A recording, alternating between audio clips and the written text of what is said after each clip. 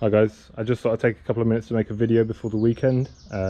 Just a bit of an overview of the CRF300L, some of the things we do like, what we don't like, some of the differences between the older models, the 250L, 250M, and I just thought it'd be useful for some of the guys. I know especially in the US they've got quite a long lead time to when they can actually get their bikes, and there might be some people out there that are thinking about putting a deposit down for one of these bikes, so it might be useful for those guys too. So we've had this bike for about 2.5–3 weeks now. We've been doing some off-roading, road sections, a bit of everything really so far. One of the first things that we initially noticed on the bike after riding it the first 2 times, the paint on the frame there actually started to rub off, and this is a common problem, especially with the 250s as well. It's not really changed in terms of the quality of the paint. This is a budget bike from Honda, and they have to cut costs, and one way of cutting costs is by using the smallest amount of paint, grease, etc. As possible when you're making the bike. So there is already damage under here from the boots, motocross boots, rubbing on the bike, and little things like when you're working on the bike and you get right in here, you can actually see the paint is so thin in some areas that it hasn't covered the black primer. For now we've got this nice 3M reverse printed graphic, but I suspect that the Acerbis guards will be released fairly shortly for the 300L model. I believe there's some differences that they're working on, and I'll definitely get a set of those for when they come out. I'm not sure entirely what happened along the road, but all the bikes are now having the 250L Euro headlight, which is a bit of a shame. I'm not sure if it came down to cost or legality reasons. It would have been nice to have that, and I'm sure that you'll be able to buy it eventually aftermarket. But from the prices that I've seen, it's going to be sort of 250 British pounds upwards just for that unit. The light output from this light isn't the best. It's just your standard 12 volt 55 watt, but for anyone doing serious night riding, they're probably going to end up putting a set of auxiliary lights on it anyway and not relying on that standard bulb. For the bars, it's the same soft 22mm diameter bars with a 12mm crossbar. They've got quite a lot of back sweep on them, which makes them comfortable and fairly stable on the road, but not great for off-roading, and they're super soft as well. So these bars have a habit of bending very quickly. It does feel quite far back, especially when you're standing on the bike.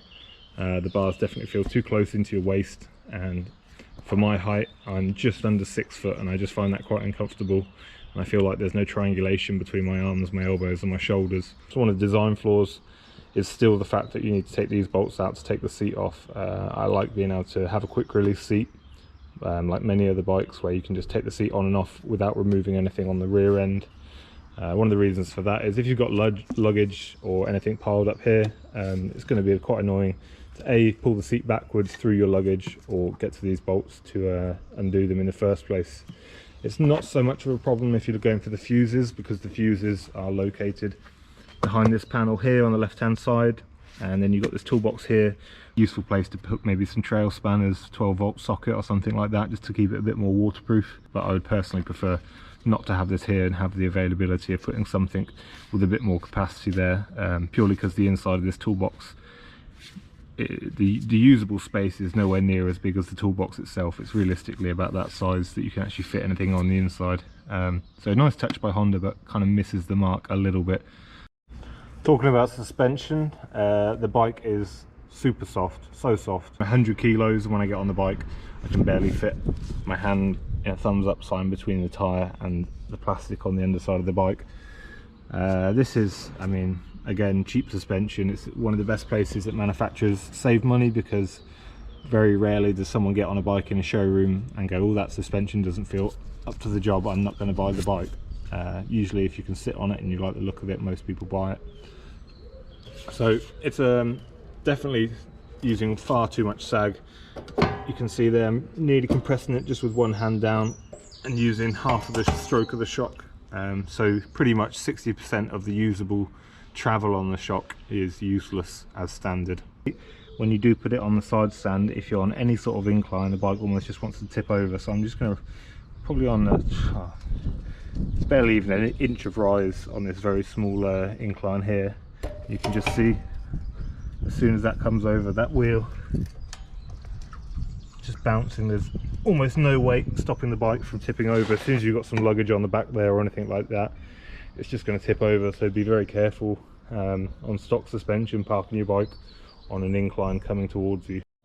So just up in the cockpit area, a little annoyance. We do some positive and negatives.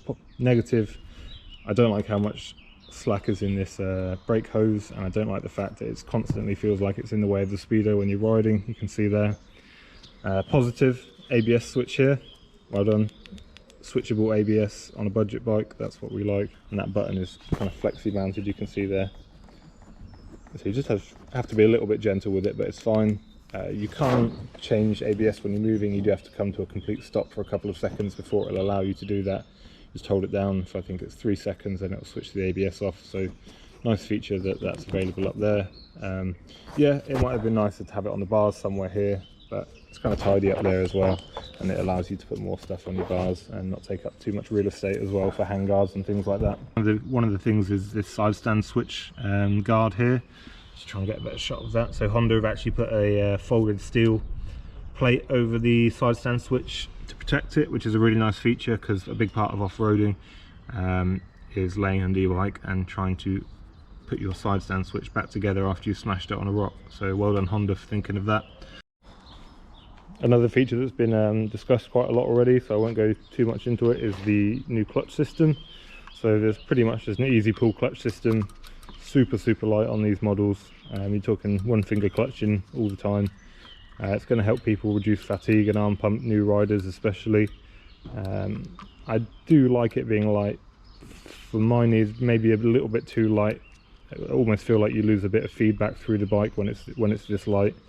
But still, again, Honda thinking of newer riders, so having that nice easy one pull clutch lever, I'm sure that was a big gripe for a lot of previous models. So yeah, feels pretty good. You've got your catalytic converter system built into the tailpipe and a nice heat shield there. The heat shield runs super cool. We've been riding this all day with some luggage on and didn't really notice any temperature coming through the exhaust onto the luggage. It does have some temperature tape underneath the heat shield. I'm not sure if I can show you that, probably not.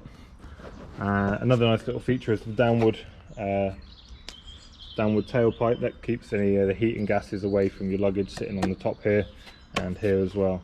So yeah, it's kind of heavy. It's not the most aggressive sounding pipe, but at the same time they've done a good job, I think, of making it usable for adventure riders. So the triple clamp and wiring loom, there's a couple of negatives.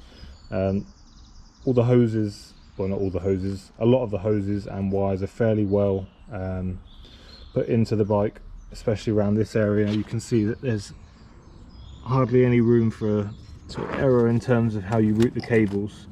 This cable's actually already started rubbing through the paint, you can see there. It's a shame. And again here on the radiator has already started rubbing through the cable actually. So you can see it's really... Just a quick note, some of the keen-eyed people might have noticed this prototype bash plate on the bike. The L doesn't ship with a bash plate, so you don't get any engine protection with the L model, as opposed to the plastic bash plate on the rally model. So if you are going to be riding these off-road, engine protection is going to be something that you're definitely going to have to invest in the same way that a set of handguards or something for the bars, although putting handguards on those bars is probably just going to end up in bending them even easier. So maybe swap the bars out before you invest in a set of bark busters or similar. It's a shame it didn't come with an engine guard. You know, how much does a mold, even a molded plastic one, they could have put on the bike, but again, cost saving optimization, we didn't get a bash plate with it. So we're working on a couple of prototypes. I don't want to talk about it too much at the moment, but you can just get an idea of how that's shaping up, and we're looking forward to testing it. I've mounted the Roadbook off to the left. This means that I can still see my speedo apart from the annoying brake hose. I can still get to my key with my right hand under here because the key's offset, and I can get my left hand in between the mirrors, so I only have to go from here to here to do my Roadbook. So there's minimal movement. I can keep my right hand on the throttle and just my Roadbook from there. So I think Honda did a pretty good job overall of getting the bike out the door at the price that it is. It is a budget bike compared to others in the Honda catalogue, but at the same time it's small, it's light, it's just under £5 out the door, and it has enough power for most people. You can have a lot of fun on the smaller bikes. I personally prefer, you know, Rally Raid, we've got T7s, we've got the KTM 690s, everything like that. I do have a lot of fun, especially on the G310 GS, so It's going to be really interesting to see this against the G310 GS. They both have their pros and cons. So yeah, I hope this video was useful for anyone who hasn't got a CRF300L yet and was thinking about getting one and wanted to see some more information or some real world comments about it. Or if you have already got a CRF300L, drop some comments saying what you do and don't like about yours, what you would change, and what you would have done if you're in control of the Honda R&D team for this bike.